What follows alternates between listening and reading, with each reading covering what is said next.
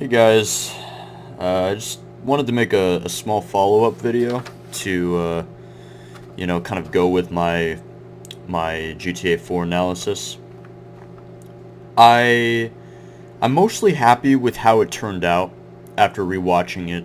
I rewatched it, start to finish, kind of recently, and I'm mostly happy with it, to be honest. But there were definitely a few problems where, when I was rewatching it, I just was like cringing at myself because I sounded a certain way, not with my voice or whatever, but with certain things that I said. So I just wanted to address a few things with that, and I also wanted to talk about the Grand Theft Auto franchise in general and some of the stuff with Rockstar that their other games like Red Dead and LA Noire, and I also wanted to talk about Red Dead Redemption 2 because that's coming up in like 5 days as of now.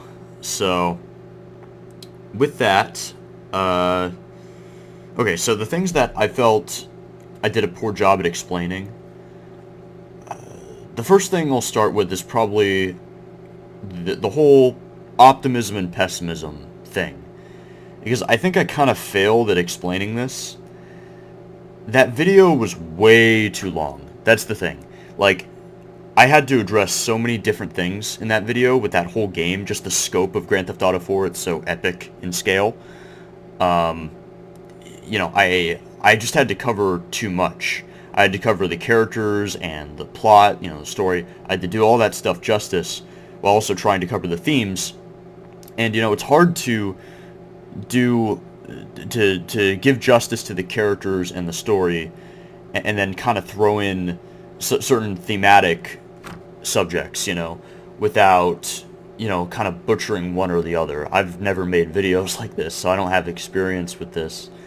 So it was kind of tricky to do that, especially since I had a really limited script. I had like a script in the beginning, but then after that I was completely going off of purely my brain, which in retrospect, I don't know if that was the greatest idea, especially considering I didn't do any editing. By the way, I have to explain that too. One of the reasons why I didn't do any editing is because I initially thought that you could actually edit videos through YouTube. Because I have uploaded videos in the past, and I have edited videos in YouTube's, personal custom editor for videos, and apparently they took that out. So I can't even edit videos on YouTube anymore. So that's a huge bummer, and that's part of the reason why I didn't edit.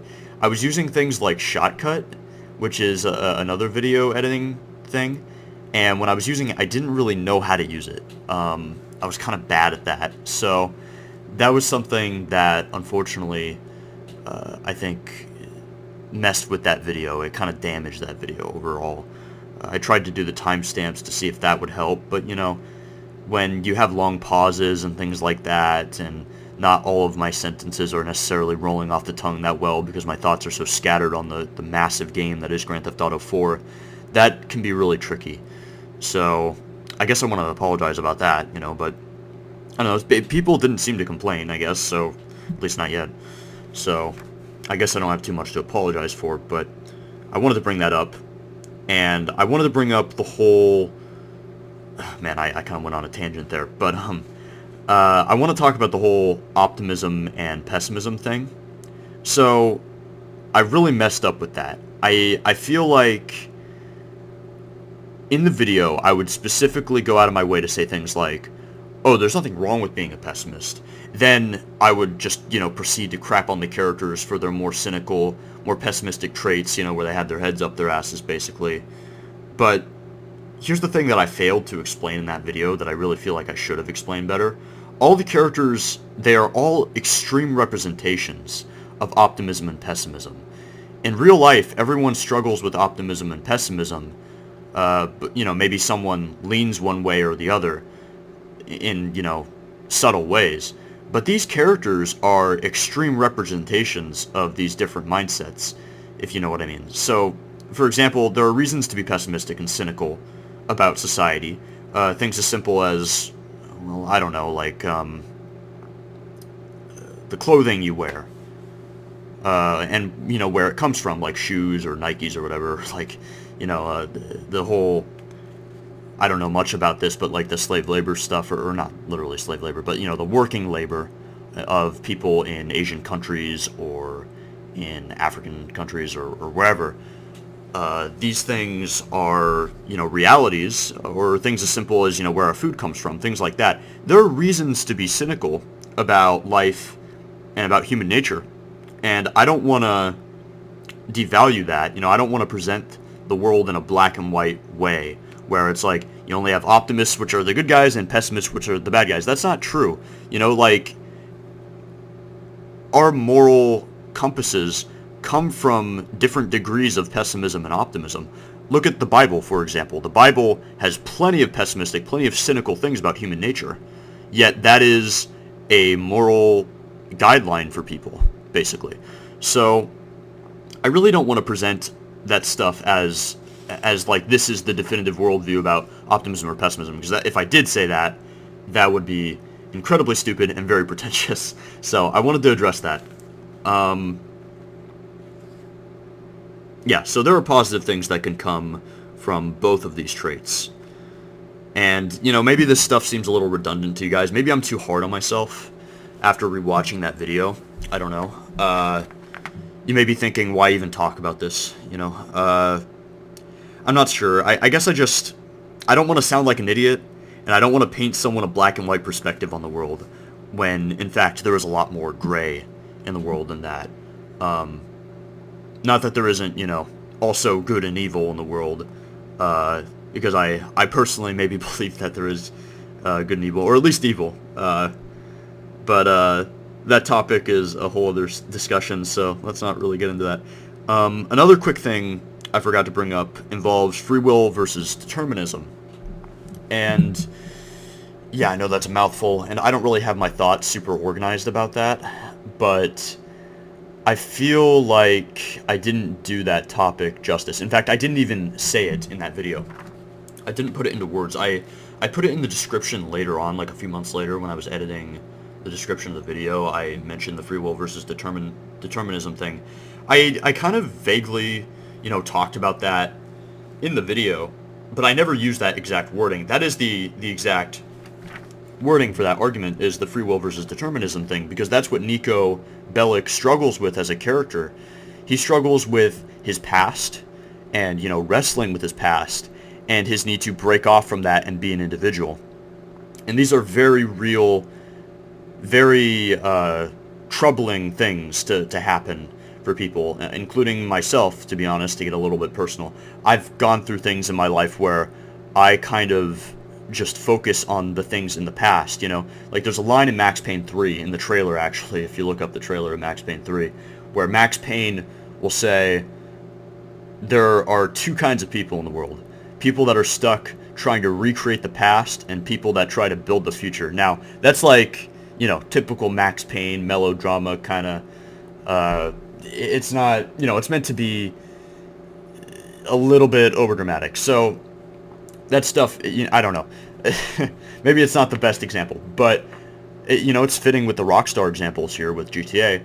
And I think that there is some truth to that. And there are people that kind of are stuck living in their sort of bubble, I guess, or their sort of, or not bubble, they grew up a certain way, they were raised a certain way, and they're not defiant to those norms. They're stuck in that pattern. There are people that get stuck in patterns. There are people that, even though everyone has free will, there are people that feel like they have more free will than others. You know what I mean? There are people that are go-getters. There are people that go out and get shit done.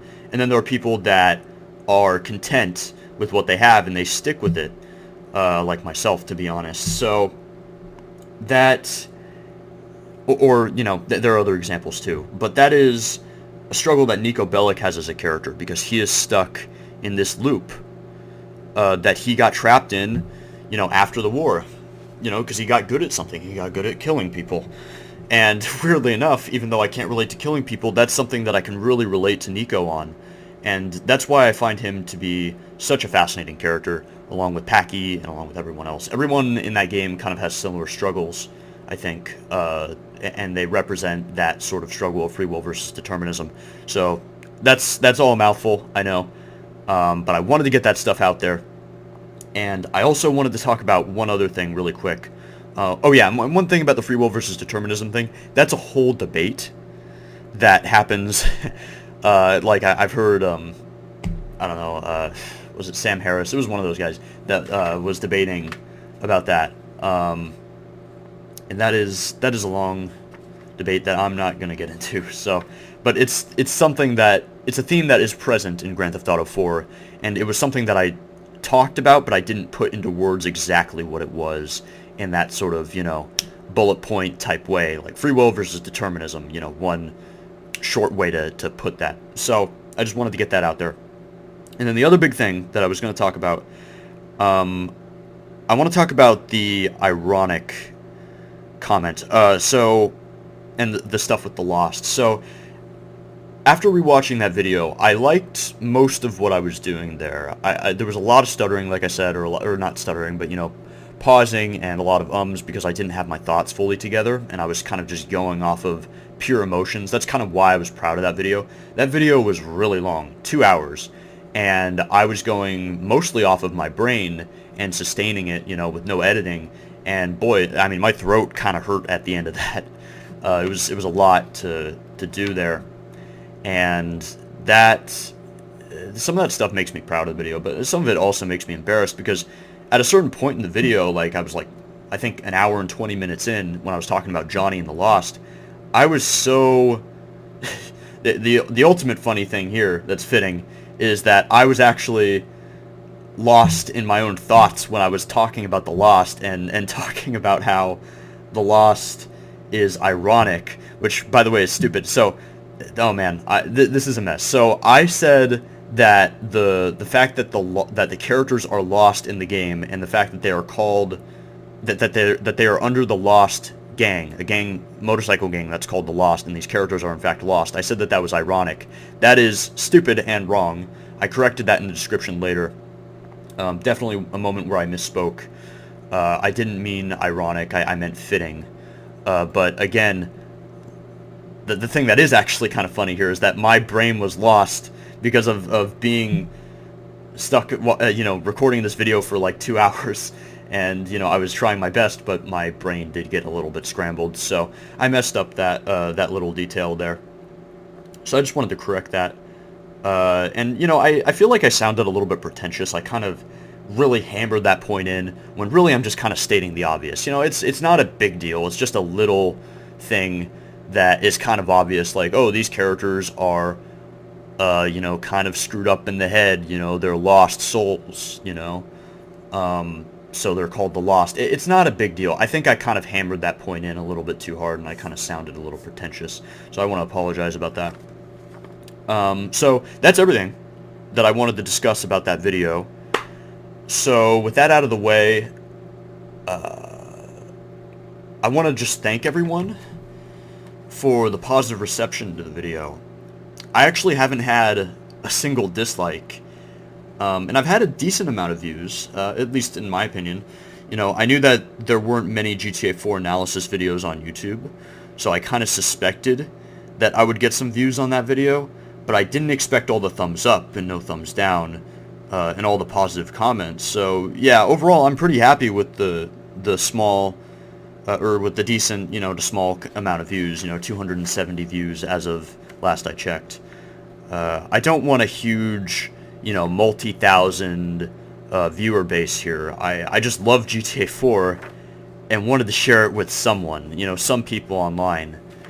The fact that I got out there and some random people saw it and liked it, that's enough for me. I really have no desire to get tons of views. This is all just for fun. So, to be honest, it kind of gets me nervous the more views the video gets, just because I'm worried that with more people seeing it, someone is going to come along and say, I suck or whatever, like, you're pretentious, you're wrong, which, I've been told I suck before, by, people in life. I'm 21 years old, so, I've gone through life, I've experienced criticism.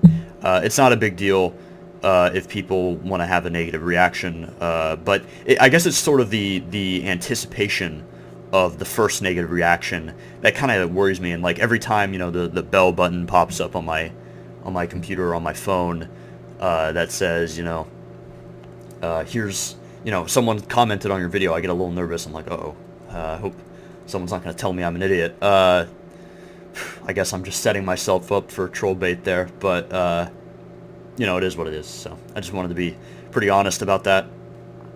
But, you know, I probably shouldn't pay much thought to it. It's not a perfect video.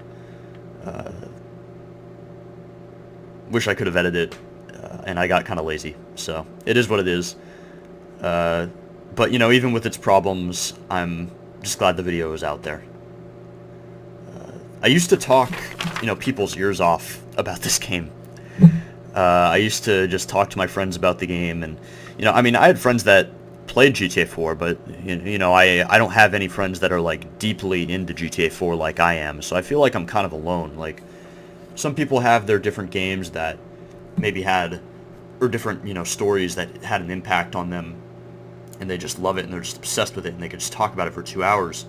You know, like, that exists for some people, and I wish I had someone else that was on that same level with GTA 4 with me, as far as, like, you know, how I feel about it, and I don't really know anyone that's like that, so that's kind of why I felt like I needed to share this video, or the previous video, and this one now. Even if not everything I say is necessarily correct, or maybe people disagree, I'm just glad it's out there, and I'm just glad some people find it entertaining, or that some people feel that I brought up some good points, or had a good story to tell about my experiences with the game, you know? I mean, it's a 2-hour long video.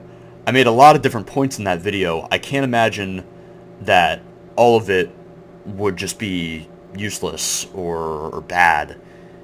Even if someone didn't like the video overall, there has to be something in there where someone thought, you know, hey, that's a good point, or I never thought of it that way, or you know, things like that. And I couldn't be more happy with just that alone, you know, as long as there's something in that video that someone found insightful, and that's what's important to me. So anyways, as you guys can see with the title, I wanted to do a bit of follow-up from the other video, but I also wanted to talk about the other GTA games and Rockstar games in general. So I wanted to give my general thoughts and things like that. So yeah, I'm really excited to do that. So without further ado, I will talk about Grand Theft Auto 3 now. So Grand Theft Auto 3 is a game that was revolutionary when it came out. I'm just going to give my thoughts, by the way, on all these games. They're going to be fairly brief. The game that I'm going to talk about the most is definitely GTA 5, because I just finished it the other day, because I'm preparing myself for Red Dead Redemption 2. So I just binge played it, basically speed ran it, and beat it in a few days, which was fun. So GTA 3, let's talk about that. So that game was definitely revolutionary when it came out. I would give it a 10 when it came out. But unfortunately, that game doesn't hold up super well. I think that the mission design is kind of bland and kind of weak in that game. But it's still a good game, you know, and I just think it's the weakest Grand Theft Auto game, with maybe the PSP games being the only exception, but it might even be weaker than those games, to be honest with you. So GTA 3 it definitely has a lot of stuff in it that has a lot of, you know, potential, and there's a lot of intriguing stuff with the gangs and the different,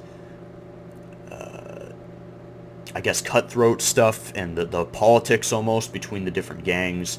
And Claude as a character, even though he's a silent protagonist, is actually kind of interesting. That's kind of the funny thing about Claude. When I first played GTA 3, I remember kind of viewing the game as, like, this game is going to be super dated. It's already super dated.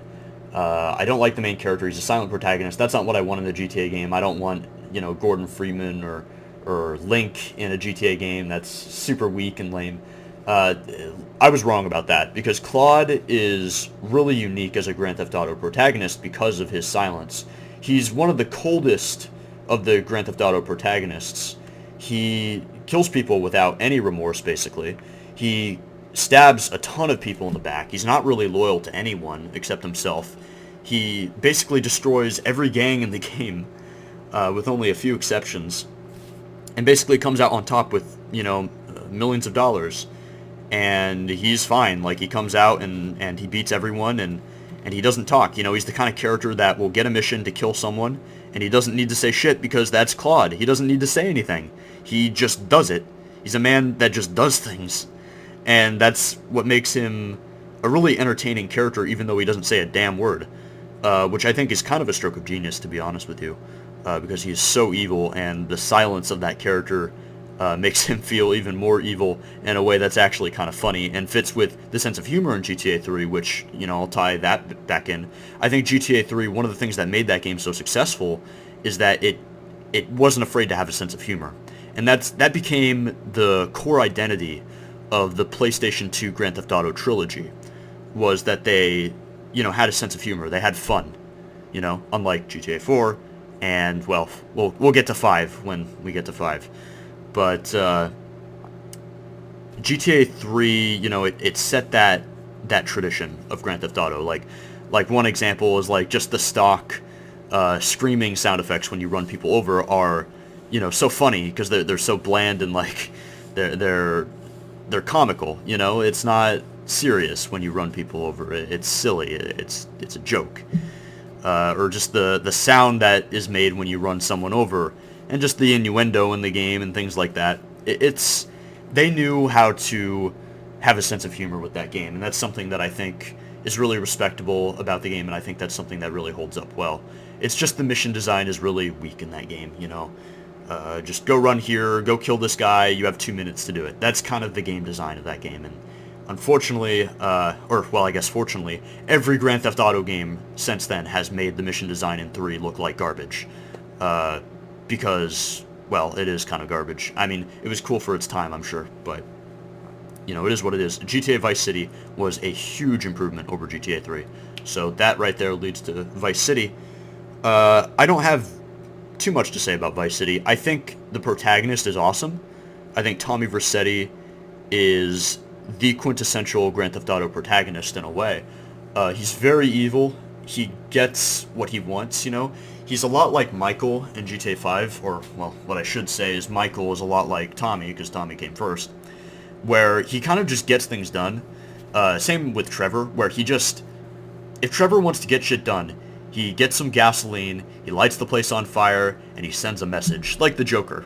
Or, like, if Michael's family is being threatened, he will, kick down the doors, he'll give Laszlo the earring, like the piercings, and then tattoo a dick on his chest or on his back because of what he did because of how he treated his daughter. Michael is that kind of character, Trevor's that kind of character, Tommy's that kind of character, and I think Tommy really started that tradition that would be carried further to the series until the very end, or the modern day with GTA 5. And, Johnny Klebitz, I think, has some of those similar traits, too. So, yeah, one example of that would be, in Vice City, there's a part where Tommy becomes, the lead guy, and he takes over the house. I'm forgetting his name. It's Diaz, right? So, Diaz, I forget his first name, but his last name is Diaz. He's like the crime lord in Vice City, and Tommy kills him and takes over because he just, he knows what to do. He knows how to do that. He knows how to push buttons and get what he wants. And he did it. He took over the crime business, basically like Scarface, same thing, or the crime family, I should say. And he, crafted his own legacy, basically. His own, he just blitzed his way through. And then the first mission that you do when you take over the house and you take over the family is Tommy himself literally goes to the mall and just smashes the place up and yells, "Vercetti, remember the name!" He gets really mad and loud, and he just gets very, very scary, And it's like something the Joker would do. The Joker would, go to a mall and probably just leave a message. Like, he'd leave a guy hanging on a tree or something, and, would take some cardboard and, tape it to his chest that said Joker was here. Because that's what Joker does. Or like in, the movie where he paints that room to the Prince song, which is funny. because that's what the Joker does. He just sees something and he gets what he wants. You know, he just goes for it. And he also has, you know, leadership qualities. That's something that kind of gets under talked about with the Joker, but Joker has a lot of leadership qualities, especially in like the comic books and stuff like that. So yeah, and you know, I love the music in Vice City. Vice City, one of the reasons why Grand Theft Auto Vice City is a favorite for people, for so many people, is just because of the 80s music and the 80s atmosphere. And that can't be understated. You know, I love the music in that game. I love the new wave. I love Tears for Fears. It's one of my favorite bands. And, you know, Michael Jackson is in the game. Unfortunately, that game got butchered with the music, though, because they had to take a bunch of music out because of licensing. And unfortunately, that happened to San Andreas and GTA 4 recently as well. And I'm quite sad about that. So, I'm trying to think of anything else I have to say about Vice City. I'm kind of going off script here. It's got very fun mission design. I'll give it that. What I was just talking about with GTA 3 having kind of weak mission design that's not very fun, Vice City totally improved this. They have fun missions. They have frustrating missions too, and San Andreas especially has some frustrating missions, and I'll get to that when I get there. But Vice City had very fun missions with like remote-controlled helicopters that are like toys, and you bomb them. You bomb like the base, and you do you do different missions like the porn studio missions where you do like those crazy jumps with the motorcycle. Those missions were a little bit frustrating, but still fun though. And there's just lots of missions in that game that are a lot of fun. Like the one where what's his face, Phil, I think, gets his arm blasted off, and you got to take him to the hospital, and like your character's tripping balls because the gasoline like got you all high or whatever. Like it's crazy. Like there's just crazy missions in that game, and the crazy music that is very out there, very, you know, its own identity. The 80s music, it all fits with the sort of bombastic, I don't know what that means, bombastic, whatever, the out there nature of the game. It all fits with the sort of excess of the 80s and the excess of the 80s music, and it's absolutely fantastic. Grand Theft Auto Vice City is my second favorite Grand Theft Auto game, behind 4. So, the next game, San Andreas. So, I have a few controversial opinions about San Andreas.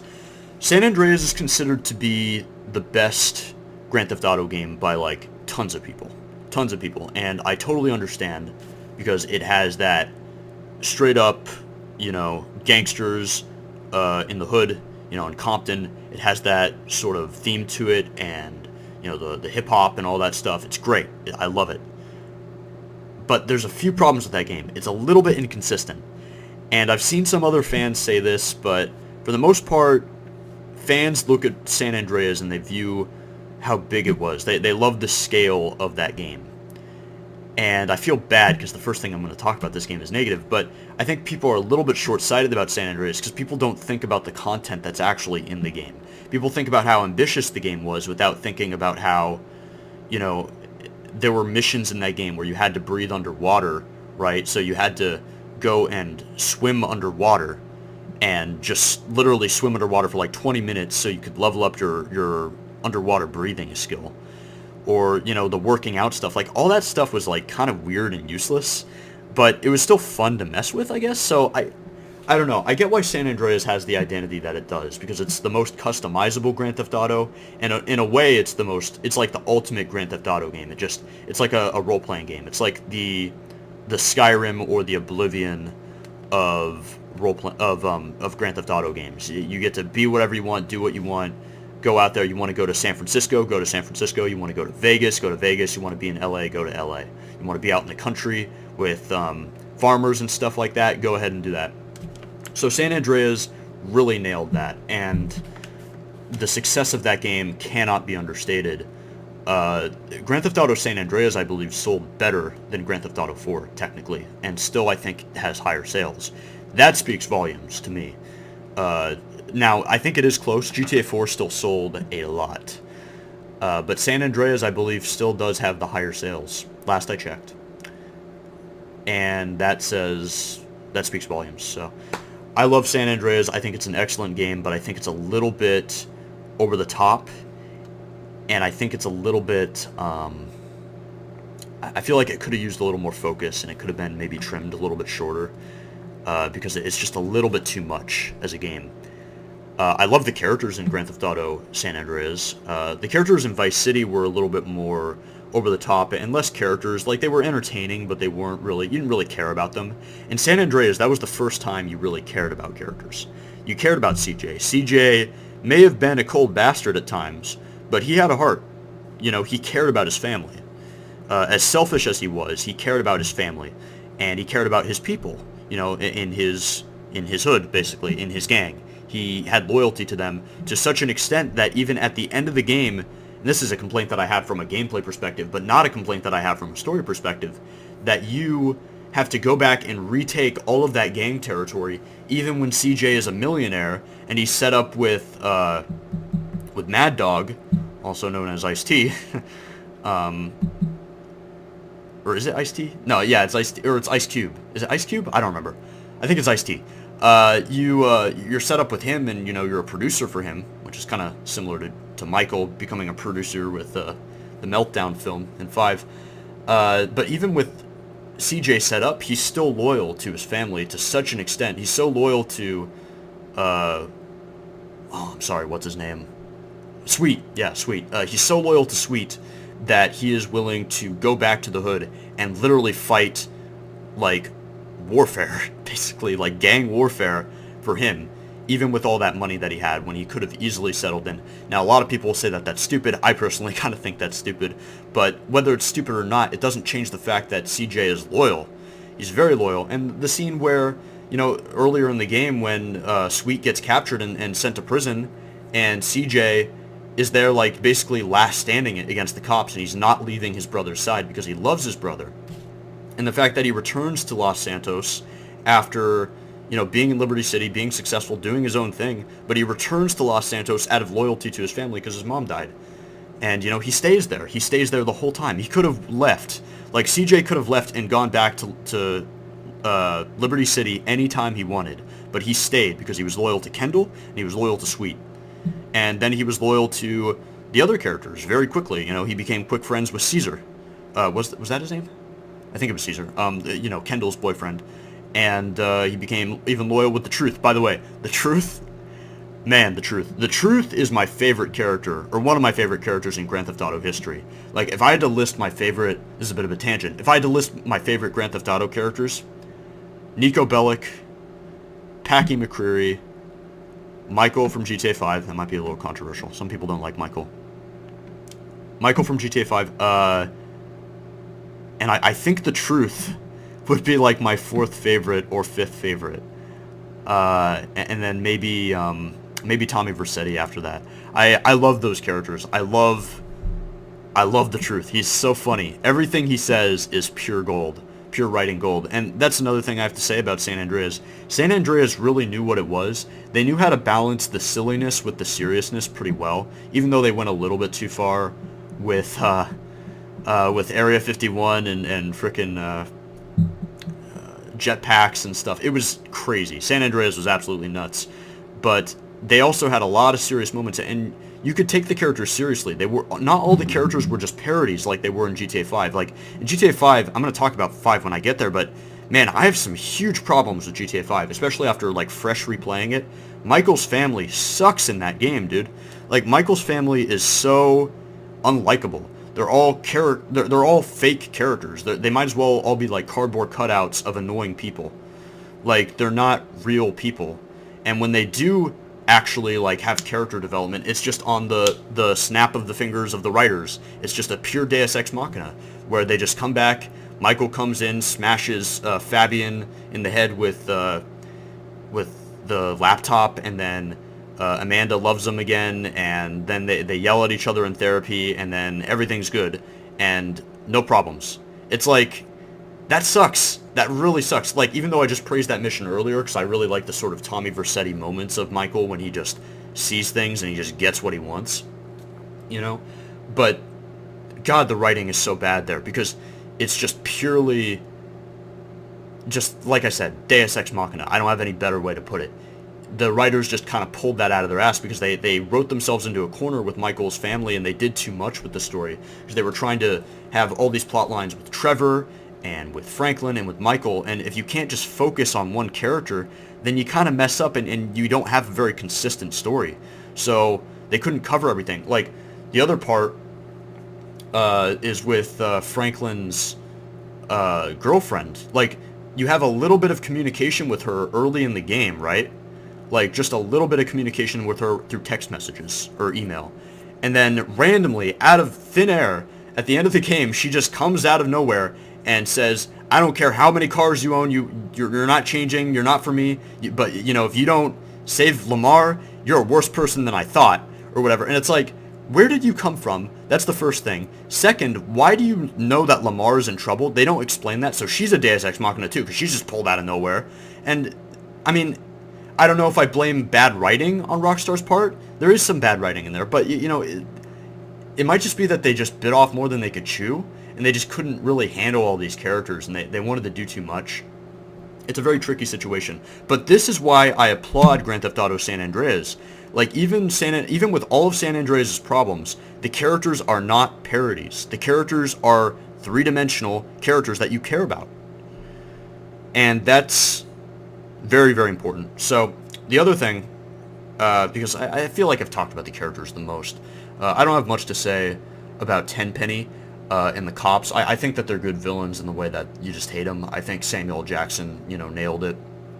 CJ nailed it. All the actors did a great job, too, in San Andreas, and same in Vice City. Vice City had great voice acting, too. And, yeah, so, trying to think of what else with the story. I think that's pretty much it. A few mission problems. I hate the dance minigame, or not the dance minigame, sorry, the lowrider kind of dance revolution, sort of arrows pointing in certain ways. I hate that minigame. I hate that you have to do it, and that you can't skip it, and that you have to succeed at it, too. Otherwise you fail, and you have to drive all the way back. Like, San Andreas had some really bad missions in it, and that's kind of an unfortunate problem. So, yeah, but it also had some of the most memorable missions. Like, I love the optional casino heist that you do with Woozie in San Andreas. That's another character I love, by the way, Woozie. He's a great character.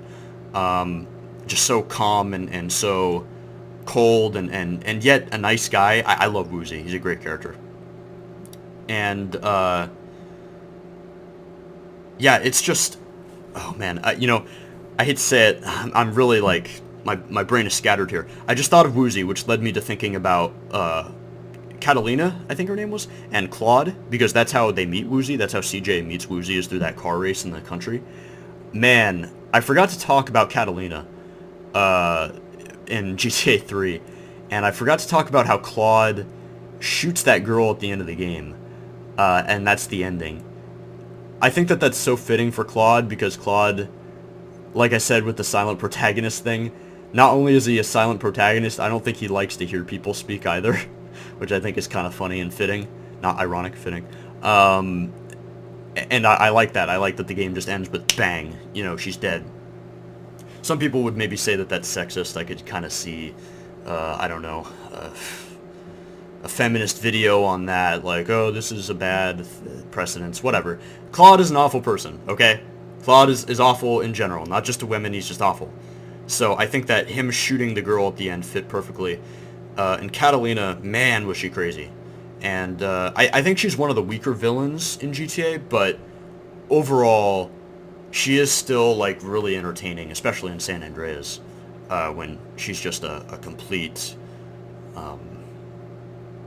what's the phrase for that? A sadomasochist? It's the kind of they enjoy hurting other people, like Xenia from GoldenEye, like the crazy chick that gets orgasms from killing people. It's stuff like that.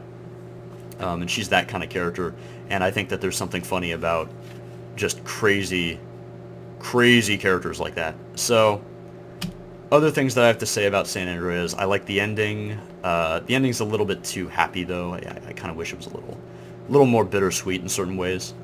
And I had that problem with Vice City as well. I think Vice City had way too happy of an ending. But, with the tone that these games are going for, I kind of understand. San Andreas, I guess the last thing I have to say about the game is that I really like the music. I do really like the music. I don't know what more I could really say about it. They really captured that culture very well. I'm from California in real life, so the radio and the music and all that stuff, they captured all that stuff really well. And I was born in the 90s. I was born in the very late 90s, though. I didn't really, I was born in 97, so I didn't really get a proper taste of the 90s, yet I'm still kind of nostalgic about the 90s in a weird way, because I did grow up on a lot of things from the 90s, and San Andreas, I think, really triggers that sort of nostalgia in me. It really brings out the sort of, this is home, you know what I mean? GTA 5 kind of captures this too, but San Andreas, it's like, it's 90s, and it's California, and it's San Francisco, which I've been to San Francisco in real life. It's LA, I've been to LA in real life. I haven't been to Las Vegas, and that's in Nevada, but all these areas are captured, and there's something really significant about that, and there's something so special about traveling the country in that game while, the song by Toto, Hold the Line, Love Isn't Always on Time, or, I Got 2 Tickets to Paradise, those songs are playing while you're driving through the country. There's something really special about that, and San Andreas captured that somehow better than 5 did, and I don't really understand. I have a hard time articulating why it did in certain ways. I did my best with that. I hope I succeeded. So yeah, that's San Andreas. I love the music. I love the hip-hop. I love the grunge on Radio X. All that stuff is great. I'll be honest, Freebird is a little bit overrated, though. A little bit of an overrated song, a little bit overplayed, I guess, and a little bit long. So, I guess that's my only, maybe, gripe with the soundtrack is that, I guess, Freebird. They did a good job with the reggae in the game, too. I forgot to talk about the reggae in GTA 3 and some of the music in GTA 3. I'm kind of covering, I guess, all the PS2 games here a little bit in one go. But the reggae in GTA 3 and the music in general in GTA 3, look, I didn't really like the radio in GTA 3. That's another thing that doesn't hold up well about that game, in my opinion, is just the radio. It's all custom, you know what I mean? It's not really licensed music. They have a little bit of licensed music with the Scarface soundtrack and with the classical music, which I really like the classical music, and the Scarface soundtrack, it's okay. I think it's very kind of generic, bad 80s music, though. It's whatever. Push It to the Limit, whatever. That's an iconic song, but the rest of the Scarface soundtrack is a little bit weak. I almost wish that they had the actual composed score of soundtrack instead, or along with it, because the actual Scarface composition is really good, and I recommend listening to that sometime and watching that movie, because Scarface definitely had an influence on Grand Theft Auto as a whole franchise, including with characters like Nico, who's fresh off the boat, an immigrant. It's kind of the same sort of thing, the payphone murders and stuff. Well, is there payphone murders in Scarface? There's a part where he uses a payphone. I'm trying to remember that. Anyways, yeah, so I'm trying to think. Oh yeah, the reggae. I wanted to say this about GTA 3. So I do like the reggae in GTA 3. It's a little bit generic, it's not the best reggae and dub I've heard. And I do like reggae and dance hall and dub and stuff like that. I do like that stuff a lot, especially in GTA 4. But there's something really special about, and I forgot to mention this in my old GTA 4 video, there's something very special about reggae music mixed with the concrete jungle, if I'm going to quote the Bob Marley song there. There's something very fitting with that, with the sort of tropical music contrasted with the urban skyscrapers that are so tall you can't even see the sun. You know, there's something special about that. So I think that really fits, and I think GTA 3 kind of started that in a way, started that sort of atmosphere that I think became very important to GTA 4 later on, with the Ram Jam FM and with Tough Gong Radio and with the dance hall station, Massive B sound system, which is a real radio station, actually, in case anyone didn't know that. That's actually a real radio station in New York. I think in Brooklyn area. So with that, I don't have anything more to say about the PS2 era of the GTA games. Overall, it's a very different tone. I like the continuity. I like that they tie in Claude, Tommy Vercetti, and all the different characters. I love that they do that. I love the mission in San Andreas where you actually return to Liberty City on the plane. That's one of my favorite missions in the GTA series. It's awesome. And totally a twist. I didn't expect that back when I first played it. And it really adds to this sort of cross-country adventure. That's one thing I forgot to mention about San Andreas. You know, out of all the Grand Theft Auto games, San Andreas feels the most like an adventure.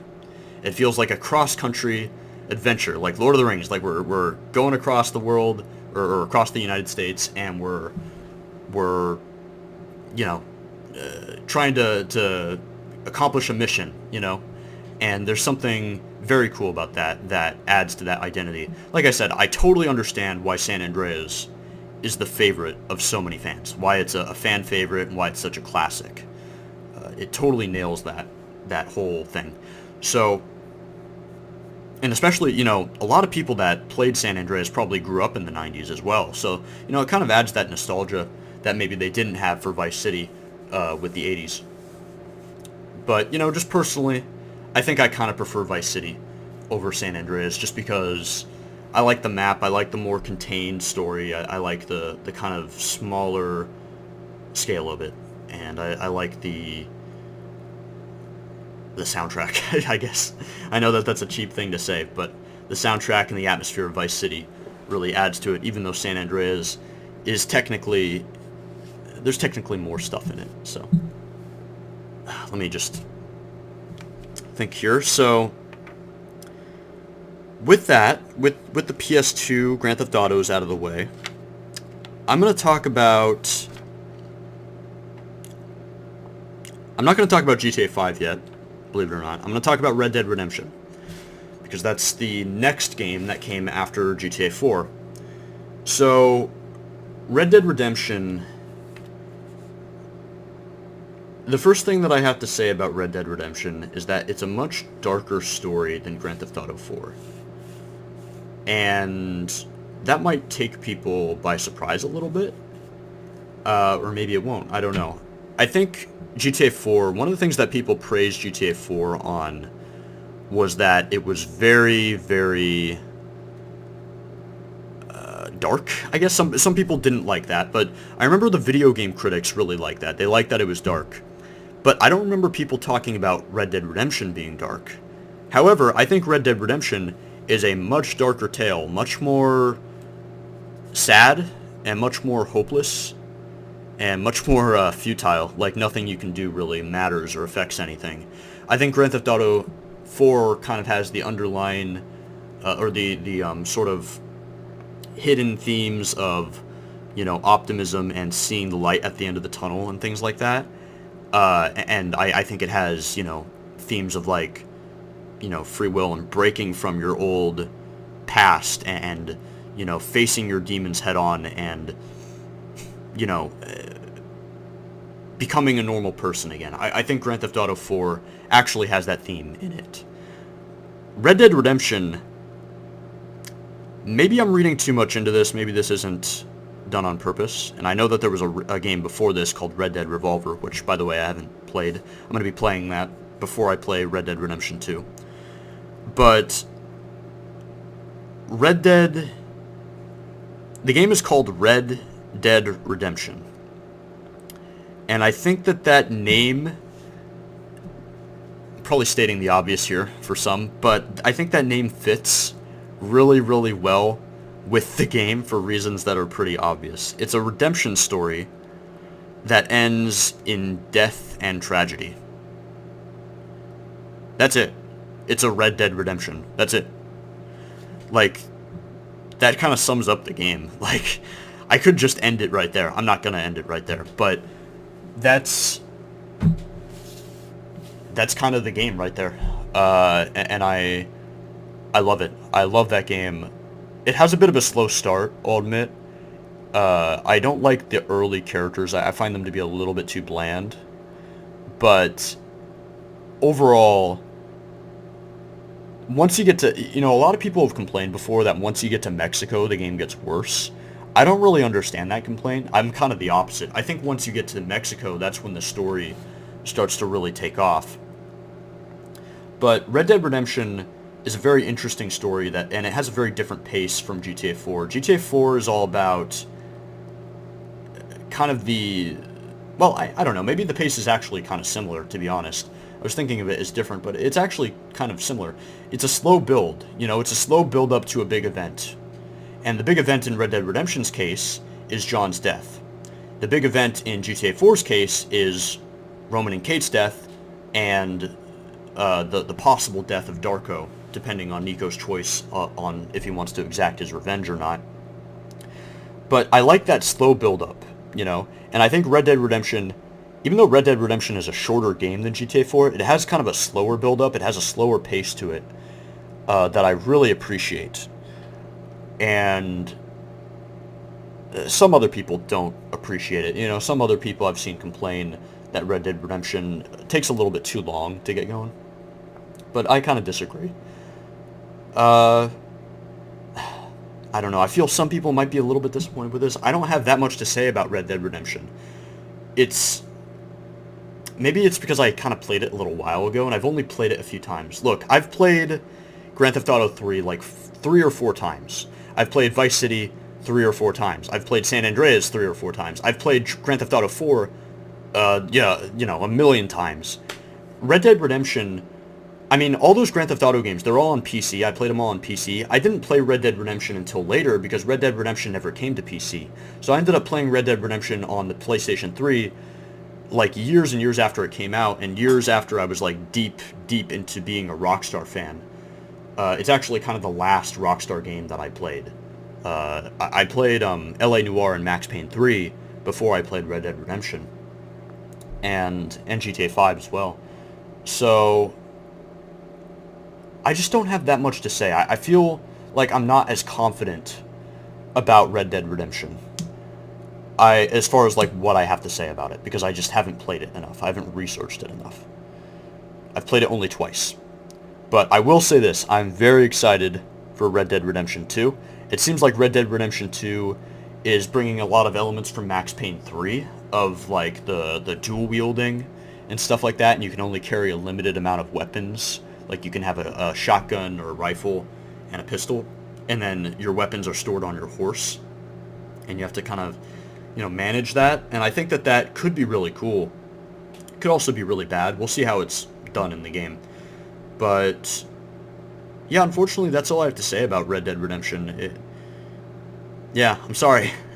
It's a fantastic game. I'll say this. Red Dead Redemption is my 3rd favorite Rockstar game. My favorite Rockstar games are GTA 4, LA Noire, actually, though LA Noire might not technically be a Rockstar game because of Team Bondi. That whole thing gets a little bit confusing, even though it feels like a Rockstar game, and even the writing feels like it was written by the Hauser brothers to me.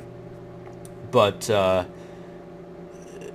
Red Dead Redemption is my 3rd favorite Rockstar game, so just because I don't have much to say about it doesn't mean that I don't like it as much. It just means that I don't have shit to say about it, because it kind of is what it is, and I just haven't played it enough.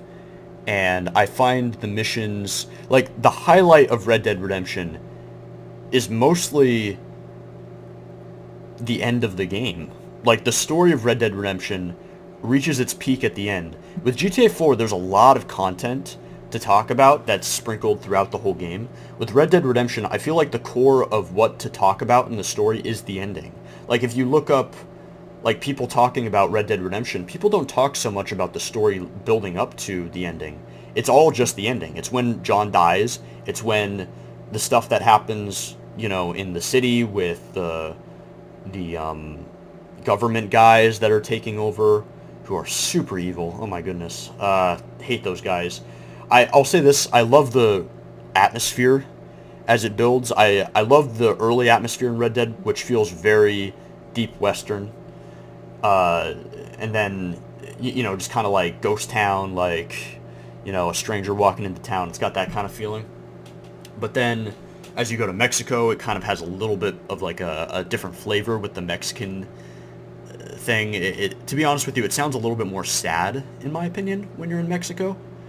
Because it's a sadder situation, or it's a more sad situation, because of the government that's taking over there, and no matter who you help, whether you help the rebels or you help the government, it doesn't matter. It's both shit, because the rebels are bad guys and the government is bad guys. It just shows how bad human nature is, and that just makes John even more cynical. And again, that's, I think, another reason why this game is even more cynical than GTA 4, because it really doesn't matter what John does. John's just in it for himself, to redeem himself,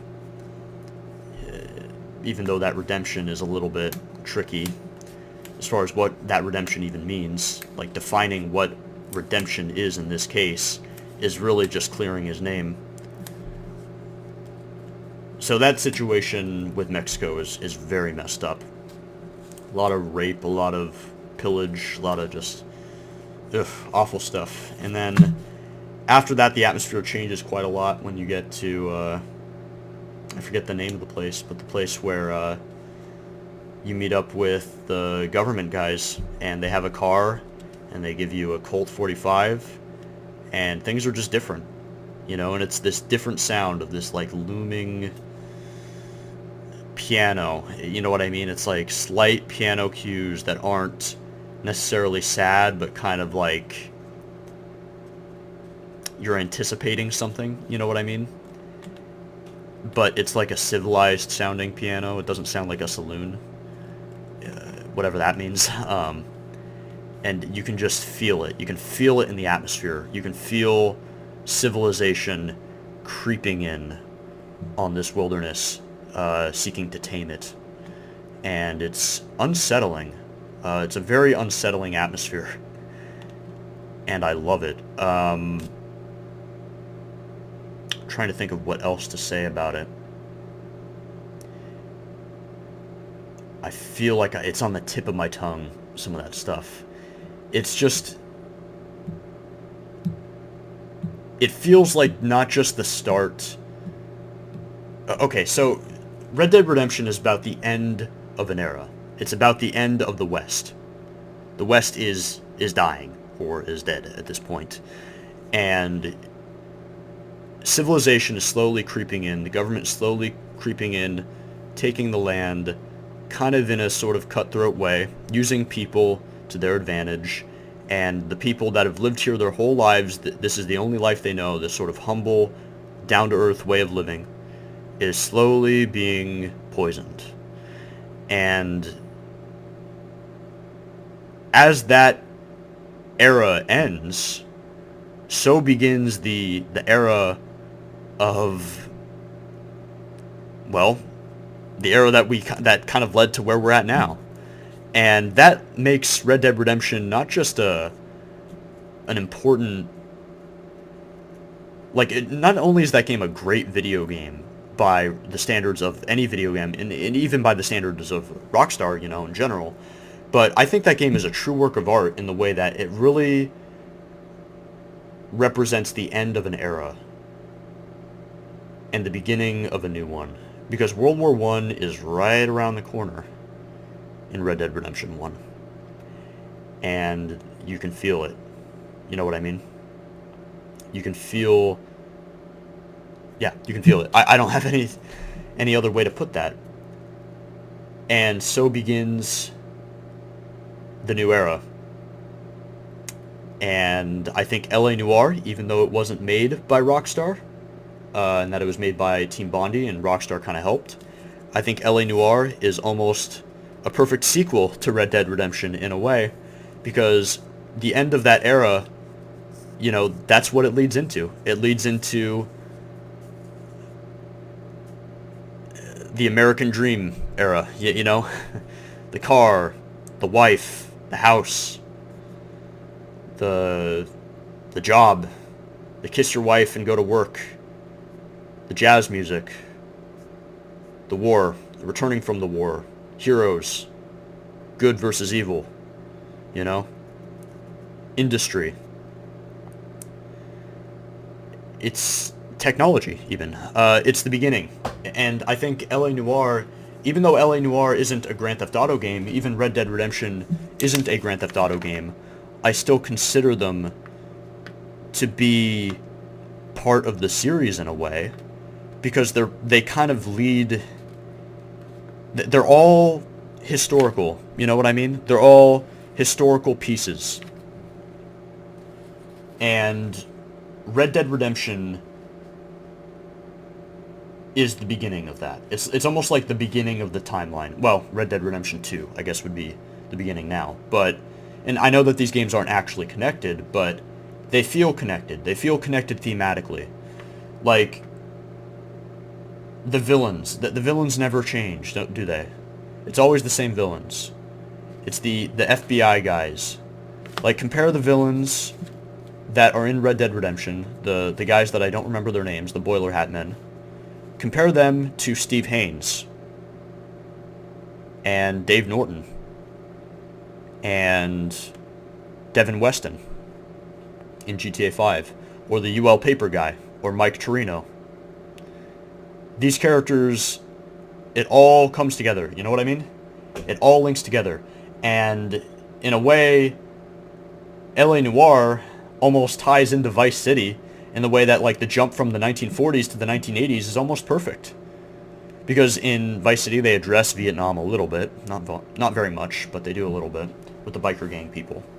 And with Tommy Vercetti himself admitting that he missed Vietnam, basically, in the way that he dodged that bullet because he went to prison. It was one of the mixed blessings of prison. But think about the excess of the 80s, and then think about the sort of tight, constrained Professor Cole Phelps. the sort of, even though Cole Phelps isn't a professor, I'm making fun of him because Roy Earl in the game says, and this is my science teacher, Mr. Phelps, because of how he's dressed with the Brooks Brothers suits that he loves. It's that sort of thing, you know, and I think L.A. Noire really ties into that. It really feels like the beginning of that era for America, which it is, obviously. So it feels like it ties into every era, because, you know, every different set piece, every different time period with these different games that Rockstar makes, they're all relevant to the time. They all make sense with that era. They all have something to say or something to show. You know, maybe they don't have much to say, but if they have they at least have something to show about that era. You know? And it makes this whole series feel complete. It makes this is why I'm talking about Red Dead Redemption and L.A. Noire, and I'm going to talk a little bit about Max Payne 3. Though Max Payne is really its own thing, so I'm probably going to talk about Max Payne 3 for like a few minutes. I'm not going to talk about it that much. Mainly Red Dead and L.A. Noire here, because they tie into the Grand Theft Auto series to me, even though it's a completely different tone. Because the themes at the end of the day, and the sort of set pieces, and the time periods, the historical period pieces, they all line up pretty well with jumping from the beginning of World War I, the end of the West, the end of an era of America, and freedom and liberty and all that, to government control, to the beginning of the Cold War, World War II, and after World War II, and you know, that post-World War II buzz that basically hit. And then the 80s, which is pretty much the end of the Cold War, and the era of excess and Lord Brannigan's self-control, and it's all sexed up, and it's all awesome, and Michael Jackson, and, you know, it's like, it's great, you know, and the crazy advertisements of that they parody in Vice City. And then, of course, that leads to the 90s, and then GTA 4, and GTA 3. I wish, I don't know, GTA 3 didn't really cover that era very well because the GTA 3 was just, you know, it was the first Grand Theft Auto game, so they didn't really aim to cover that, but there was content, if it means anything at all, there was content that was taken out of Grand Theft Auto 3 because of 9/11. So that adds to it too. So you have that, and then you have GTA 4, and what do I think of when I think of GTA 4? I think of the crash. I think of the beginning of the internet era, basically, when the internet started taking off, YouTube, all that stuff, Twitter, Facebook, all that.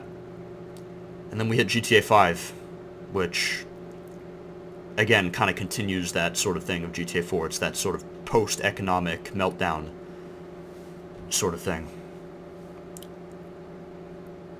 Yeah, so, as far as what I have to say about L.A. Noire, if Cole Phelps counts as a Grand Theft Auto character, then Cole Phelps is my favorite Grand Theft Auto character, even more than Nico and Packy, by the way.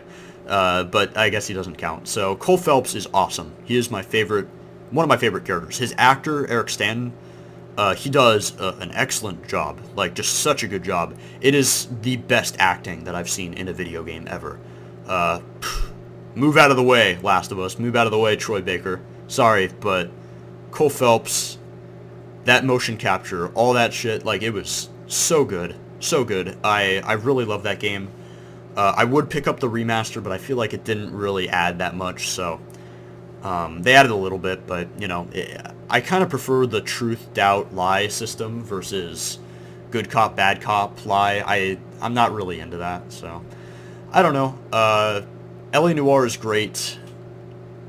Unfortunately, it's not very fresh in my mind. It's been a little while since I've played it, so I can't really ruminate on it or analyze it as well as I would like to. But that's pretty much what I have to say about L.A. Noire. It's... go play it, dude. Or girl out there. Hey, go play it. Just play it. It's amazing. So, next off, Max Payne 3. Max Payne 3... I kind of regret adding it to my list, because I don't have much to say about it. I'm really sorry. Out of all these things, Max Payne 3 is the thing that I'm going to have the least amount to say about. I think it's a great conclusion to the Max Payne trilogy. I think it's a great game. And I think the shooting's awesome. I think it led to GTA 5 and Red Dead Redemption 2. You know, that sort of shooting in Max Payne was kind of a precursor to that. But Max Payne 3, honestly, is a better shooter than GTA 5. We'll see about Red Dead. It's absolutely excellent. I love that you have to rely on the bullet time to clear rooms, just like Max Payne 1 and 2. It's not just there for showmanship. Like, in GTA 5, the bullet time with Michael was just there just to be like, oh, okay, this is his cool ability, but it doesn't really have that much of a use, especially compared to Trevor's. In Max Payne 3, like, you actually have to use that. You have to use the bullet time, because if you don't, then it's very hard to clear rooms. It's all about clearing a room and being very thoughtful with how you use the jumping and the diving and the bullet time. And I love that. And to be honest with you, Red Dead Redemption, even though Red Dead Redemption came before Max Payne 3, I think Red Dead Redemption definitely had some inspiration from Max Payne, because it's kind of the same thing. Red Dead Redemption, I think, is a lot harder as a game than the GTA games. It's very quick to die. It's very easy to die in just a few seconds in Red Dead Redemption. So you really have to rely on that Deadeye system at times. And I love that. So you can't just add something and then not, you know, compensate for it. You need to make the game harder. You need to make the game tricky in certain areas if you're going to have bullet time. You know what I mean? So I'm really hoping that Red Dead Redemption 2 doesn't just have bullet time just to be like, well, it's part of the Red Dead Redemption identity, so fuck it, we're just going to throw it in, and we're not going to think about it, we're not going to design the game around it. You got to design the game around that stuff, like Max Payne did.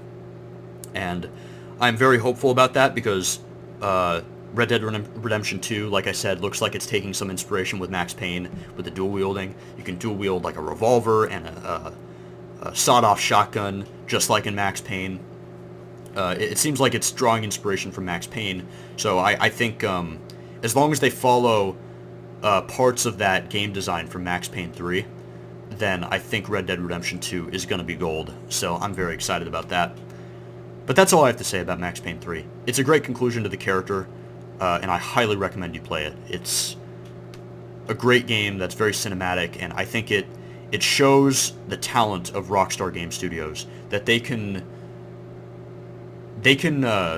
make some of the best open world video games that you've ever played, and then at the flip of a switch, they can just make the best single player linear shooter that you've ever played that's in the style of like Uncharted or Gears of War or something like that. They can make a fantastic cinematic shooter that is linear, and I love that. I really wish that they would make other games that are like that. I really want a Max Payne 4 or something. Yeah, if they're not making a Max Payne 4, I almost wish that Rockstar would make an Uncharted game or something, because, man, that studio is so talented. Sorry to kiss that studio's ass, but they are very talented. Very great writers, great game designers. So with that, the big one, GTA 5. And this is where this video is going to end, basically, at this point. So, I just finished playing GTA 5 last night. Again, I've replayed it many times. And I already covered some of my complaints about GTA 5 earlier when I was talking about San Andreas. But GTA 5 has one very serious problem for me. And I can sum it up with, they tried to appeal to their fans. I know that that's a controversial thing to say that GTA 5 was weaker because they tried to appeal to their fans, but I think it's absolutely true. GTA 4 was well received by some, but also negatively received by others because it wasn't silly enough. It wasn't enough like the PS2 era of GTA, you know?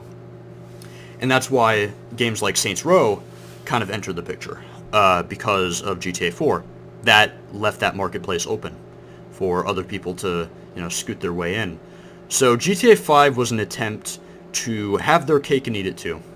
It was an attempt to appeal to hardcore, you know, dark, fucked up shit that was in GTA 4 with messed up waterboarding, torture sequences, and messed up moments that would often happen with Trevor, or serious moments with Michael reflecting on his life and the meaning of life and all that fun crap.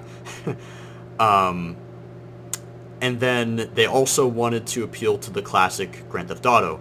Like, they have moments where, for example, you save Michael's daughter from the porn, she's about to shoot porn or whatever, right? And you go on this boat and you save her, and then the porn stars pull out guns out of nowhere. They just pull it out of their asses, I guess, and they start shooting at you. It's straight up like San Andreas, you know? Like the crazy hillbillies that you would encounter out on farms and stuff. Like, it's like that. It's like just so out there. But the problem is that GTA 5 got a little bit lazy. Or the writers of GTA 5 got a little bit lazy because they kind of just pulled crap out of their asses. They pulled Deus Ex Machinas out. They got lazy with Michael's family. Michael's family is not likable. They are so annoying. And Grand Theft Auto 5, I think, is actually kind of a weak game at first, but then gets better once Michael's family leaves. Once Michael's family leaves, I think that the game actually gets significantly better. Anything involving Michael's family, I think, is like bad in this game. And the characters just aren't very developed other than, you know, the core characters, Trevor, Michael, and Franklin. Like, Lamar isn't very well developed. He's okay, I guess. Ron isn't very well developed. Wade isn't well developed, but Wade is kind of a silly character anyways, so it's like,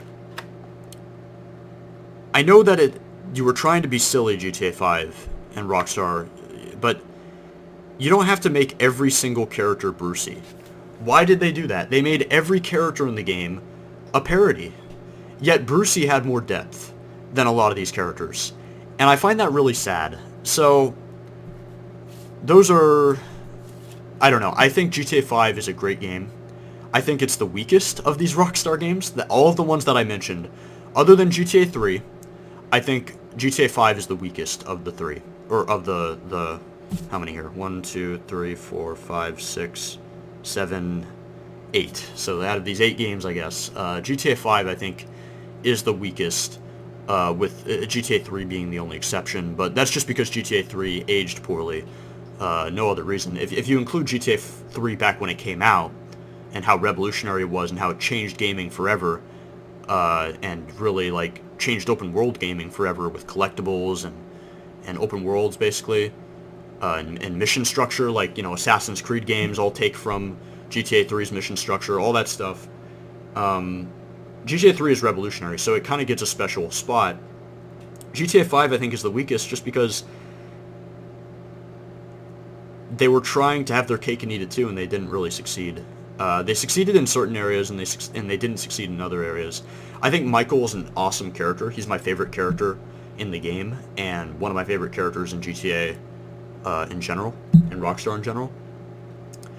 But he's just, I don't know, the whole thing with his family is just so dumbed down. And if they were trying to make a more serious story, like, GTA 4, Red Dead, LA Noire, Max Payne, then they wouldn't have written his family to be so bad, And it's like, it's just very disappointing. It's very disappointing.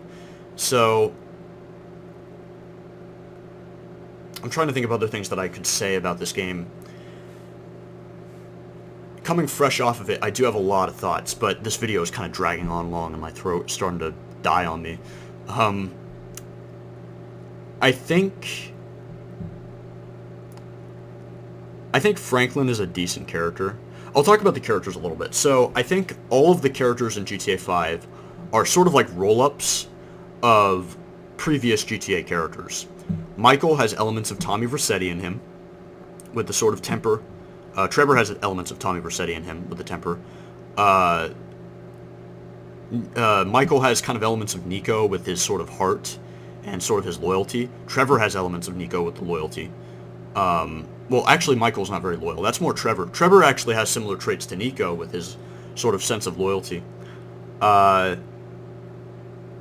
Michael... I'm trying to think of other things with Michael.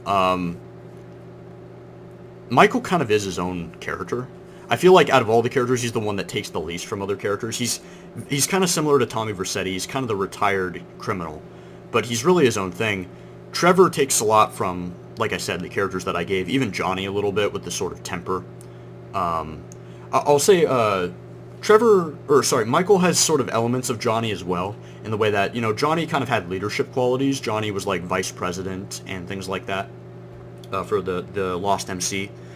But overall, Michael kind of had those sorts of elements. Like, when you organize, the heists, it's mostly Michael that's organizing a lot of this stuff. Lester's setting it up too, but Michael's like the big pusher for like setting things up.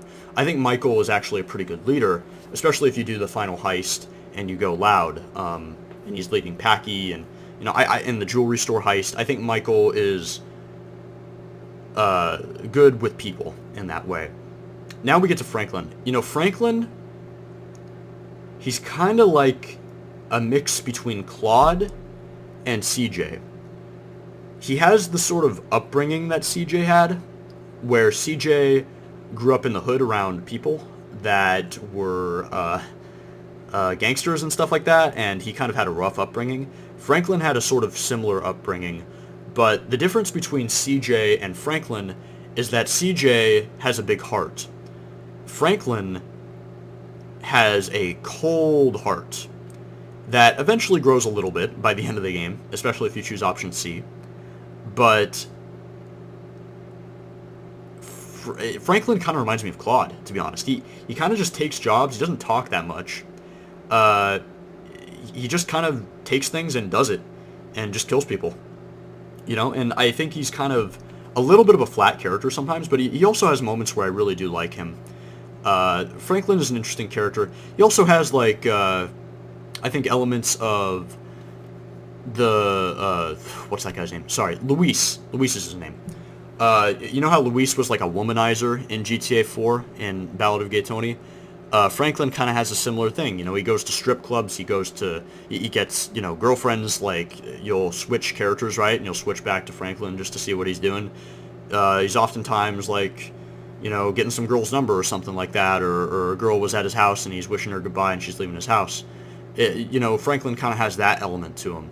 So I think all the characters are kind of roll-ups. You get a little bit of Claude in there, you get a little bit of like CJ in there, you get a little bit of Tommy Vercetti, you get a little bit of Johnny even, and a little bit of Nico. And I think that's awesome. But it's a little bit tricky because Trevor is just so fucking evil that he's just kind of hard to like for me. He's funny. Trevor is great comedy, but he's just way too evil for me to a point where I have a hard time getting behind him, which I guess you're not really supposed to get behind him, but yet I see Trevor on YouTube, there's so many GTA fans that just love that character, but he's just kind of not... He's so evil, man. Like, he literally tries to steal chemical weapons from the government without telling people that that's what he was doing. Like, he just lied to Michael. Like, for a guy that talks all the time about loyalty and honesty, he will lie and will manipulate to get what he wants. And he's totally out of control. This is why I find, even though the option C ending is the best ending, I find the option A ending, where you kill Trevor, to be a little bit tempting. And to be honest with you, I have done it before. First playthrough I did it, and on repeat playthroughs I have done it before. I've done both. I'm kind of conflicted as to which ending I think is better, C or A. B is super tragic. I think B is a great ending, but it's just way too tragic for me, because I like Michael too much, and I think that ending is just really dark. But I think that decision between killing Trevor or killing Steve Haines and Devin Weston, it's almost like choosing between, in D&D standards, in D&D talk, like lawful evil versus chaotic evil. Trevor is chaotic evil, and the government dudes, the suits, they're like lawful evil. They do tons of evil shit, but they use law and they use control to get what they want, and their power structure. While Trevor just makes human stew and just eats people and just loves to torture people. And that's a really tricky character to like. But he is funny, and he is loyal in a weird way. He's just a very fascinating character, but also a very tricky character. And I'm not really sure entirely what they wanted to do with him, because on one hand, it feels like Trevor is a main character, like a character that you're kind of supposed to like, but then on the other hand, he feels like a character that is meant to be like a villain. And it almost feels like, and that adds a ton of potential to the game, that like, you're playing GTA 5, right? And like, Michael is the protagonist, Franklin is the side character, basically, and Trevor is the antagonist, and you're playing as all three of these characters. Or you could view it as like kind of an ensemble piece, and that they're all main characters. But I kind of like the potential that Trevor, that a video game lets you play the villain. And I kind of like that. And Trevor does feel like a villain, in a way. So, I don't know. I'm very conflicted about those endings. I think that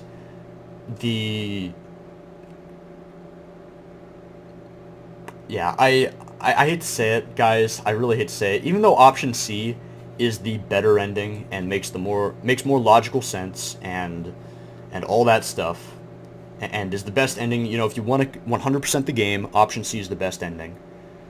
But I feel like Trevor needed to die at the end of that game. I wish that there was a way to kill Devin Weston, Steve Haines, and Trevor. I wish that there was a way to take all of them out. Or at least, keep Devin Weston alive and kill Steve Haines, or keep Steve Haines alive and kill Weston. One or the other, and still kill Trevor. I just feel like it's a really tricky ending for me. For a lot of people, it's just obvious, like it's option C, because it's the better ending and it's more complete. That's another thing I have to say. Option A and B, they feel like incomplete endings. They're too short. Option A doesn't make any fucking sense when you're like chasing Trevor and he's like in a truck and it's going at like super speed, and it's like, I'm in a freaking motorcycle. I should be able to catch up to you and kill you like instantly, but I can't because the game is scripted. That crap really sucks. So I think that I hate to say it, guys, but I do lean towards option A, just because I feel like Trevor needed to die, and I don't trust Trevor with $30 million. No one deserves that. So, he especially doesn't deserve that. I guess if people worked hard enough, I guess they deserve that. But, like, he does not deserve $30 million. For God's sake, he's a mess. He's a mess. But whatever, you know, GTA, like, Trevor, it all depends on how you view Trevor, okay? Like, Trevor is, if we're viewing Trevor as a protagonist here, if we're viewing Trevor as, like, a main character of Grand Theft Auto 5, then Trevor is my least favorite Grand Theft Auto character of all time. But if I view Trevor as a villain, then he's easily my favorite character of all time. Or not my favorite character, sorry. One of my favorite characters in the GTA series. And that's why Trevor is kind of in a weird middle spot for me, where I kind of love-hate him. I'm like, I kind of love to hate you, but I also am deeply confused because this game is trying to make me like you.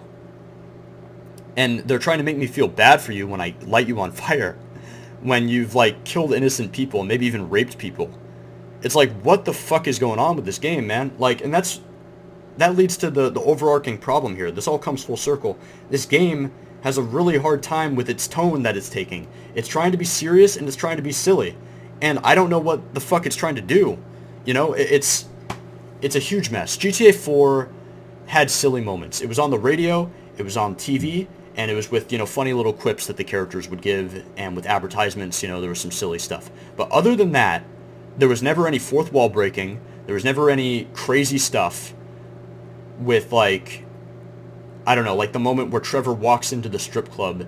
He's covered in blood after killing Wade's cousin and his cousin's girlfriend. He's covered in blood. He walks into the strip club and the strippers are like, "Oh, hey, cutie." Like, he's covered in blood. And then he says to the girl, like, "Hey, so where's your boss?" And then she says, "Oh, he's right over there, honey. Just go over there." And he's like, "Oh, okay, great." And he's covered in blood. And it's like, no one would do this. And, like, I know that this complaint is controversial. And I think that giving GTA 4 a lower score by GameSpot for this reason alone is really stupid. But they're not wrong about the way female characters are treated in this game. And it's not that Rockstar is sexist. I think that they just got lazy. Because they don't write any characters as any real characters. They write them all as, like, I guess caricatures, or like, they're all fake. They're all, like, fake-ass cardboard cutout characters. And it's like, fuck it, let's just write every female character, we're just going to write her as a dumb bitch who just does whatever. It either complains too much or is so dumb that she'll, like, point to the boss. Like, when a guy's covered in blood. It's like every female character in that game is really stupid. Like, either a slut or is just dumb, like a feminist, or like, you know, like the Denise character, the Franklin's feminist aunt, you know, she's just crazy. It's like, come on, guys. Like, San Andreas had good female characters. GTA 4 had good female characters. I love Kendall in San Andreas. I love Michelle in GTA 4. I love Elisabetta. I love Kate. You know? I even like the girlfriends in GTA 4. Even though they were kind of like parodies in a way, too. They were kind of satirical characters. They were, like, some of the most satirical of the characters in GTA 4. Most characters were fairly straight. It's like, I don't know why they did what they did in 5. I feel like they got lazy. And that makes me worried about Red Dead Redemption 2. But I'm also very excited for Red Dead Redemption 2 because it's coming in 5 days. So,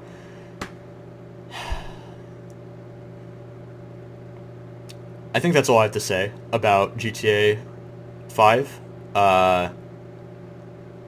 Even the worst Rockstar game is an excellent game that I've played like 5 times.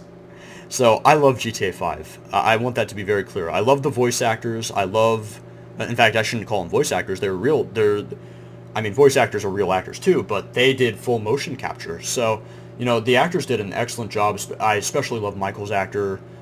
He did such a great job. I love that guy. I love that guy's voice. I love how he played that character. Michael is one of my favorite characters. I love his concept. You know, I love the concept of Michael, of this sort of retired gangster that's coming out of retirement to finally do something and to kind of fix his life and face the fire and do fucked up things that are awful, to relive his glory days in this sort of midlife crisis thing, but then find himself at the end of it. It's very GTA 4. It's very, that sort of finding closure. And, he has skeletons in his closet, like the song, the Stevie Wonder song that was used in the trailers and is in the game. Like, he has the skeletons in his closet, and the biggest skeleton in his closet is Trevor. And Trevor is going to haunt his ass. And Trevor comes back, and, it's almost like, I feel like it would have been a perfect full circle, 100% the story's done if they just killed Trevor. Because that's the last skeleton in Michael's closet that needed to be eliminated. And I feel like it just should have ended with basically like a duel between Michael and Trevor. I don't know. So that's just how I feel about the game. People have different thoughts about the game with that and how they feel about Trevor. Like I said, lots of people love that character. I think his actor did an excellent job. I think all the actors for the main cast were excellent. I think GTA 5 might have better acting than GTA 4 overall. GTA 4 still had some excellent acting in it, but I think 5 was great with the acting. Packy was in GTA 5, which was awesome, by the way. I love that you can hire him for the heists, and I love that in some ways he gets a little bit of closure as a character too, because Packy makes it big. He does the final heist with the Union Depository, and he makes it big. He makes millions and millions of dollars, so Packy's like home free. He's good. Yeah, if only Packy would reunite with his best friend Nico, his brother, basically. But alas, it's not going to happen. I guess that's up to our imagination. That's up to fan fiction. Yeah, so that's all I have to say about GTA 5. I think I would give the game... This might give me some shit. If I had to give the game scores, right? So I'm just going to score these games. So GTA 3 is a 10 out of 10 when it came out. You replay GTA 3 now, that game's like, I don't know, like a 7 or an 8. It's good, but it just... The other GTA games outshine it so much that I can't really, in good faith, say it's a 10. Vice City, again, also dated. All the PS2 games are dated in some way. And even 4 is dated a little bit with its lack of checkpointing. But Vice City and San Andreas, I would give them both probably like 9s or 8s. They would be in that range. I think I would both give them like the same score. I think that they're both 9s, to be honest. I think Vice City and San Andreas are 9s. Especially when they came out. You go back and you play them now, the score might bump down a little bit because they're old. GTA 4... I mean, GTA 4 personally is a 10 for me, but objectively, GTA 4 has flaws, It has the problems with... the driving is kind of a contentious topic. Some people like the driving in 4, some people don't. The cover system is broken in GTA 4. Some people like the radio, some people don't. I love the radio. What was the other thing? Oh yeah, the checkpointing, like I just said. The checkpointing in GTA 4 is quite bad. They fixed that in the DLC, but I wish that they went back and patched it in the vanilla game. I wish a modder would somehow get on that and fix that. So GTA 4 is not a perfect game. I feel like I would give GTA 4 a 9 as well. But personally, if I had to give it a personal score that's not in any way remotely objective, I would give it a 1,000 out of 10. But that's just me. Red Dead Redemption, same thing. I'd give it like a 9. Maybe a 9.5 even. Red Dead Redemption is a very, very good game. I can't find really any flaws in it, really. Like, Red Dead Redemption is almost perfect. It might be like a 10. Red Dead is very, very good. LA Noire had some flaws. There were problems in the open world. I would love to do like a full analysis video on LA Noire, but I feel unqualified. I feel like I wouldn't do it justice because it's such a well-written game. But LA Noire did have some flaws. I think the ending to LA Noire is a little bit disappointing, but it's still good. Again, back to the corruption problem, by the way, I just kind of reminded myself, how, like, the villains are, like, the Boiler Hat guys in Red Dead Redemption, and then the villains in 5 are, like, the suits, the FBI guys and stuff like that, and the powerful. Like, it kind of comes full circle. It's kind of the same villains every time. LA Noire is kind of the same thing. It's like conspiracies, you know? That's why I said it feels like the Hauser brothers wrote it, because it's like corrupt cops. It's, you know, it reminds me of San Andreas, it reminds me of Red Dead, it reminds me of GTA 5 and 4, as far as, like, villains go. So, yeah, there's that. I would give LA Noire a 9, I would say. Max Payne 3, ooh, I don't know, maybe a 10? Maybe a 9.5. I can't think of any flaws in Max Payne 3. Max Payne 3 is a great game. I highly recommend it. Even though it's not my favorite Rockstar game personally, I really can't think of anything terribly wrong with it. It's a very good game. GTA 5, man, I hate to say it, but I think I'd give it an 8. I think every other GTA game I would give like a 9, or every other Rockstar game I would give like a 9. GTA 5 is the first one I would give like an 8, which is still great. It's still a fantastic game. I love it. I love GTA 5. I love it to death. But it has some serious flaws with its storytelling, with its weird fourth wall breaking, its inconsistency, and another huge thing that I forgot to mention, by the way, I hate the wanted system in GTA 5. The fact that the cops are like psychic, and they're just so freaking good, and they shoot your tires out if you don't have bulletproof tires, and they're just like crazy good, and they spawn out of nowhere almost like portals, like they're Doctor Strange, just like, oh, there's a cop just out of thin air, just shows up and like slams you into a wall. I hate it. I hate the wanted system. They're way too hard. Like, GTA 3 had hard cops, right? Vice City had hard cops. San Andreas had hard cops. GTA 4 got a little too easy with its cops. 5 is like the opposite. It went way too far. It's too hard.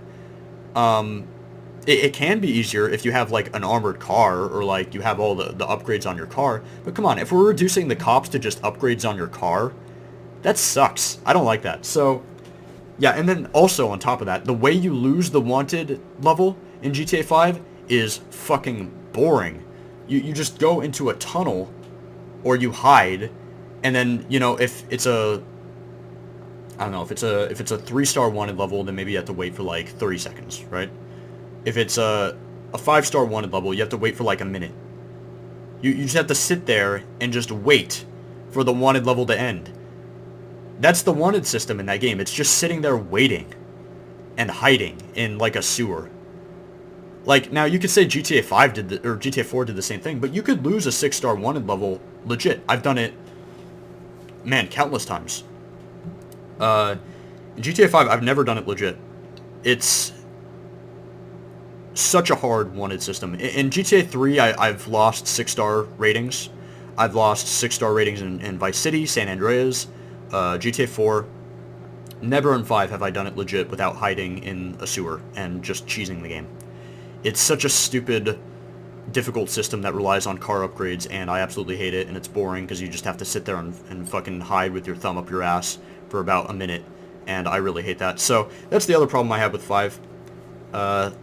Definitely inferior leveling, or inferior wanted system for me. But that's about it. That about covers it for GTA 5. I think that I highly recommend it. I don't want to come across as if I'm not recommending it, but GTA 5 is one of those games that when I first played it, I thought it was way better than GTA 4. Way better. Because of its cinematic quality, because of its acting, its high budget, it's great. You know, it's a beautiful game. But then I replayed GTA 4. GTA 4, like I said in the other video, gets better. Progressively better every time I replay it. There's a new, subtle, little hidden gem in GTA 4 every time I replay it. There's always something new that I didn't notice. In GTA 5, every time I replay it, it's like, ooh, that's bad. Ooh, I hate Jimmy. I hate Tracy. I hate Amanda. I hate Lamar. I hate all the characters. It's like GTA 5 just gets worse every time you replay it. And that is a damn shame. And then also, the other problem, GTA 5 had multiplayer that I don't think is very good, personally. I know it's very successful, but, like, you know, it made a lot of money, but I really have a hard time enjoying that multiplayer. GTA 4's multiplayer was very basic, very bare bones multiplayer, but it was very fun. I played lots of GTA 4 multiplayer with friends, hours and hours. But GTA 5, it tried to be GTA the MMO, with like a leveling system and with like repetitive quests where it's like basically like go kill rats, like just go clear out this area, collect the money, return to the quest giver basically. It's like, it's really bad. I don't like GTA 5 Online, I'm sorry. And the fact that this entire 6-year span between GTA 5 and Red Dead Redemption 2, they have failed to appeal to their single-player audience, and they have only done multiplayer for that game, which it just becomes a viral video game, viral video machine. That's it. It's just, oh, look at this mod. Oh, look at this new car that they added. New updates for GTA 5. 1 million views a pop. It's just the new viral video game on YouTube. And that's it.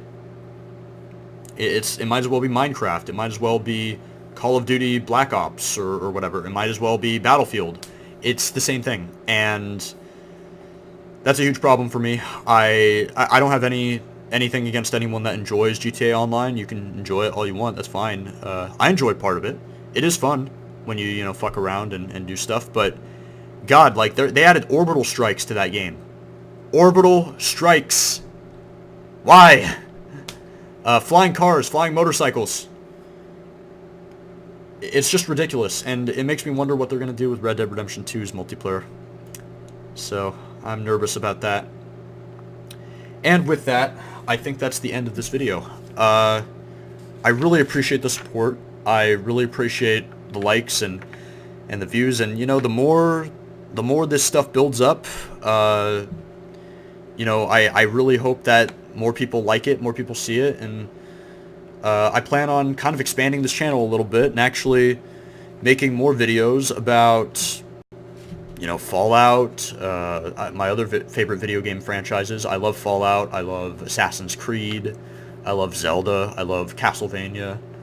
Lots of games. I would love to chat about these games, and I have a few ideas for channel names. I don't know if I want to stick with what I got right now. It's a little too basic, I guess, just a username.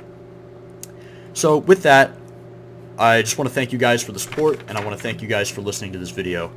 And I hope that this was a good follow-up. I'm going to have timestamps again. So, yeah, thank you. Thank you for watching.